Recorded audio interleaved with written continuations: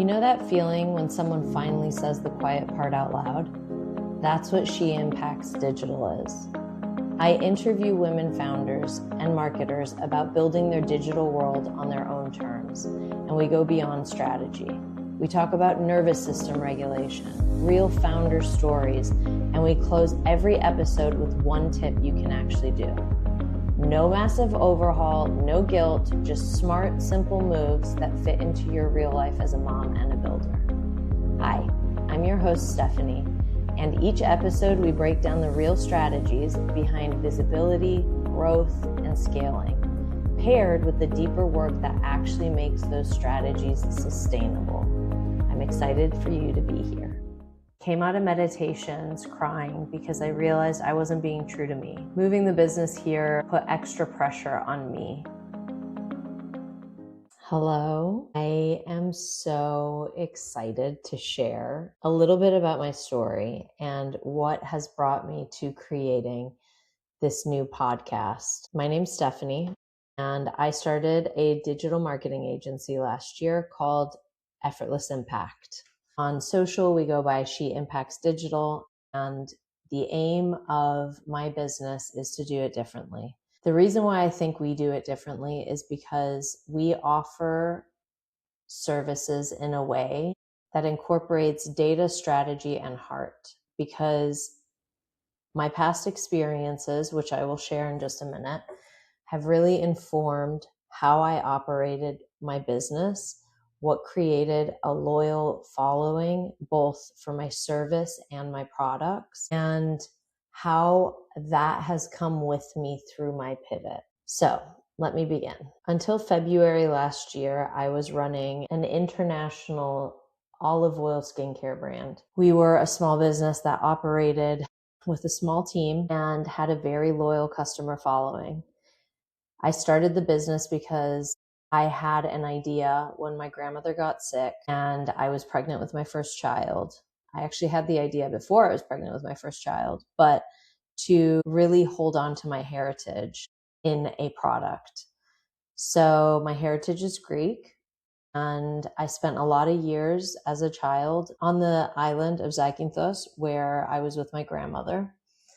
And I really connected to that as a piece of something that was going to be missing when she went. So I knew I wanted to create something that retained that, delivered that goodness and ease and simplicity and love in a product. So I launched Uli's Ointment. As a makeup artist, I had no experience in launching a product business. I knew that's what people did. I had a story. I knew what I wanted the ingredients to be. And I knew how I wanted it to work because I'd spent so many years using products and knowing what textures worked as something that could be an all-round product. So I set forth. The right people came in my path. A PR agency I worked with had connected me with someone that helped me figure out how I formulated it. Her company helped me formulate it after. I then went on to study formulation myself, so I understood what went into it and how I continued to create products.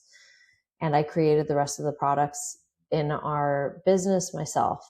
Fast forward to a few years after that, that was launched in London. I moved with my family. We had a 6-month-old. My husband and I moved to LA. As a makeup artist, I wanted to live somewhere sunny. I wanted to be somewhere where we could enjoy the weather, have a beach, and I could still work as a makeup artist and raise my family. And little did I know what I was stepping into, because there's been a lot of pivots in my life, which is why this is the first episode of the podcast. I think each of these pivots has made me who I am and has shaped how I do business as well. So after a couple of years, most of the clients that I worked with in makeup in LA with my agency were from London or from New York, because that was my style and it was more collaborative and it was just a fun energy, not a recreation energy really. in what we made, put a picture together, how the whole shoot and everyone on the team played a part in creating something. And I loved what I did. But I also had the skincare business and I also had a 6-month-old. Well, at the time, like by then, a couple of years later, he was 2.5, going on 3. And I didn't want to operate out of having to be on someone's schedule all the time, despite loving my job. What that looked like in the future, I had no idea, but I just went with it. And the skincare business was in a clean beauty pop-up at Nordstrom's. So we started to grow really rapidly. We made it into the detox market, which is a clean beauty market, online and in locations across the nation. And it was fun. It was amazing. It was overwhelming though, too, because I was the person behind it all. And I did that for years. And then we decided to move to Texas a couple of years ago. Moved the whole business here because I was so inspired by all the small businesses that I couldn't leave it in LA with our fulfillment house out there. I decided to move everything over here. Little did I know that my next pivot was coming. At this point, I had 2 kids and the story just kept unfolding. Moving the business here put extra pressure on me and really made me realize at the end of 2024 that I had hit or was hitting, I don't think I'd really realized yet, burnout. And I know it's such a widespread word. Everyone talks about burnout, but I do believe it comes in different shapes and sizes for each person. And for me, it really connected me to, was my business delivering what I had intended it to 10 years prior, 9 years prior? And it hadn't. It wasn't. It was taking me away. Finding the right team was hard in-house to make and fulfill. Equipment was breaking. It was just like every step of the way felt like an uphill battle. And although I had a huge customer base, loyal customers who loved our products and still do, I came out of meditations crying because I realized I wasn't being true to me. It wasn't fulfilling the aspect of me being with my family more. It was actually taking me away from them. So I made a very rapid, difficult decision to close the business in February last year. We had an incredible amount of love poured in through closing orders. And that was the end of Uli's Ointment. I mean, was it though? Because it kind of feels like it still lives on a little bit with all the people that have messaged me over the months telling me how much they miss it, how much they love it, has been incredible. And it's also been challenging. There's definitely been a grieving process to it.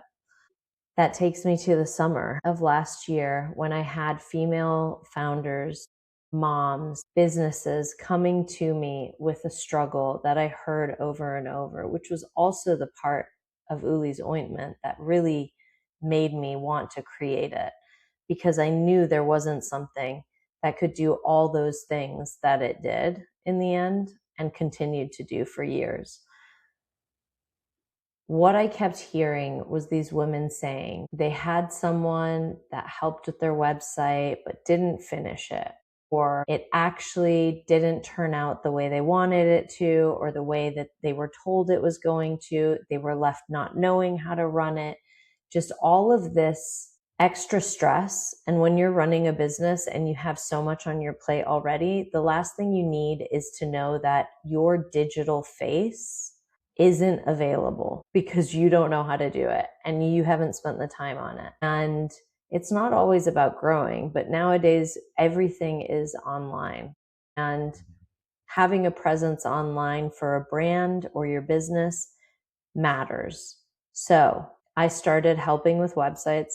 I started helping with email marketing. I realized at some point last year that running my own e-com business for 10 years really taught me so much more than if I took an MBA in business. So I got to it. And then a surprise came along. I found out I was pregnant with my 3rd child. and I decided I was going to scale this business and have a team in place for when I go on maternity. So I went from solo to a team, an awesome team of women who are skilled at what they do and really care. So, all that to say that what we're doing is different because of how we're approaching it, how we're looking at your story, how story really matters throughout it, but how you connecting to your story matters most. So, this podcast is more about supporting you in getting little tidbits, not overwhelming you, and talking to founders, talking to women that have done this. They've created something. They might have pivoted. They may have had aha moments. They are going to teach you aspects that you weren't thinking were part of business. But really, entrepreneurship and business is just personal development. Let's be honest. Learning how to sell, learning how to market, learning how to get creative even when you feel like there's nothing left creatively.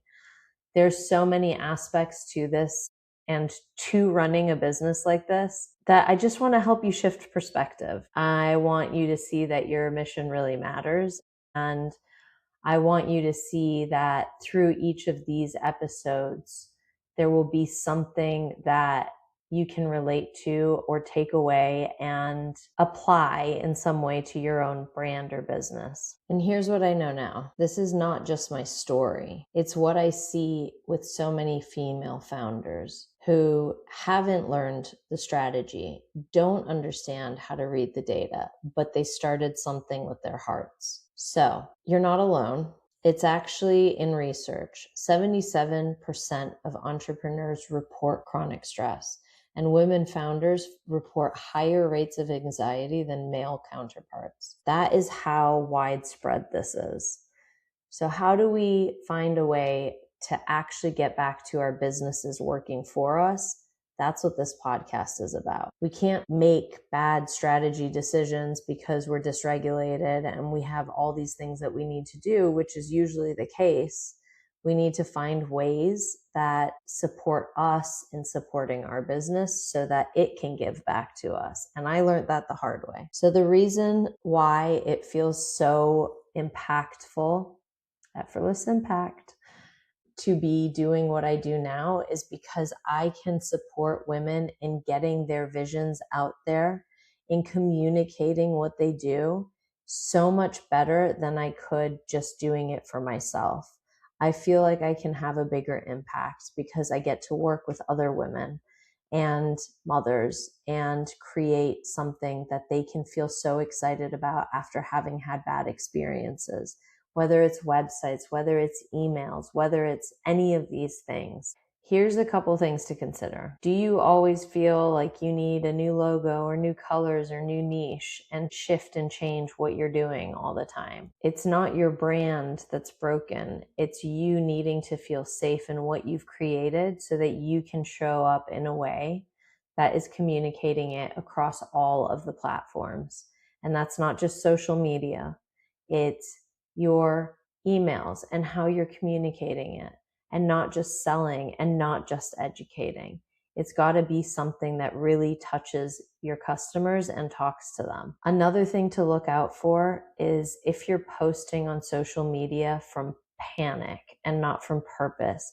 You're getting inundated with all these people's own purposes, why they do what they do, how the video looks, what they're wearing, that you lose touch with what you're actually creating and what's so beautiful about it or so important about it or so special about it.